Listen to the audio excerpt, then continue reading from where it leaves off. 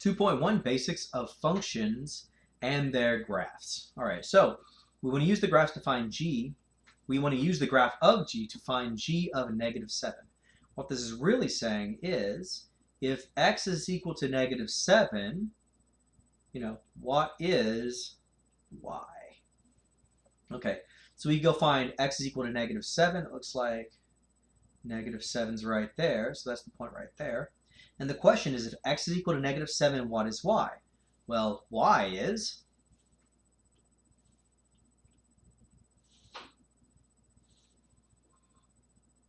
looks like y is a 5, right? So what we would say is g of -7 is 5. There's a 5 right there. Okay, move on to the next one. Now they're saying if x is equal to -5, then the question is, what is y? What is y? Okay, well, let's go to -5. -5 is right here. Okay, it looks like right there would be a 3, so we would say it's 3. So we would say g of -5 is 3. Let's look at the next one. Now it's saying g of x is equal to -3. Now you can interpret that as what basically y is equal to -3. Right, so there's y is equal to -3. And they're asking you basically, right, for what value of x. So they're asking you, what is x, right? And we can look right there and we can see, well, x is 3. So x is 3. So when y is equal to -3, x is equal to 3.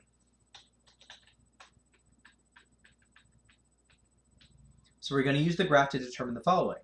The function's domain, remember domain are the x values, and these arrows indicate that it's just going to keep on going infinitely small, infinitely to the left, and infinitely to the right. So it's going to go -infinity to +infinity. There's no holes in this, so that's going to be the domain.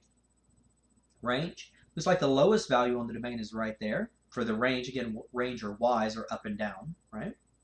So it looks like the smallest value is right there at 3. And then it goes up to infinity, just keeps going up forever, which gives you +infinity. The x-intercepts, if any. Well, x-intercepts is this is the x-axis right here, right? The x-axis right here, all the way across. And the question is, well, where does it touch that x-axis? And we would say there aren't any x-intercepts, right? So there's nothing. Okay, y-intercepts. Well, y-intercepts are asking, where does it touch this y-axis? And where does it touch the y-axis? Right there. Now, the intercepts are actually always going to be in the form of ordered pairs, right? That's what the intercepts are.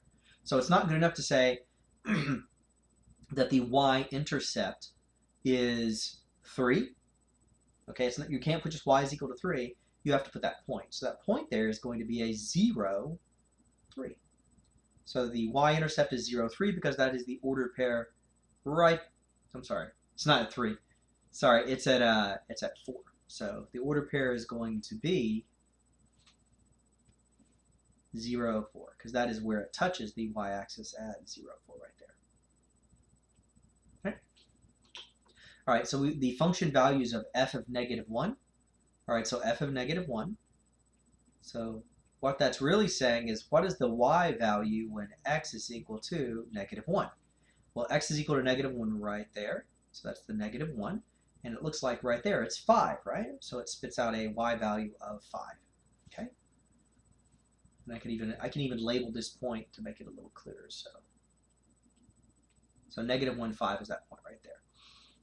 Now the other one is f of 3. So what that's saying is, what's your y value when x is equal to a +3? Well, x is equal to a +3 right there. And that point is 3. And it looks like 3, 5. So the y value right there is a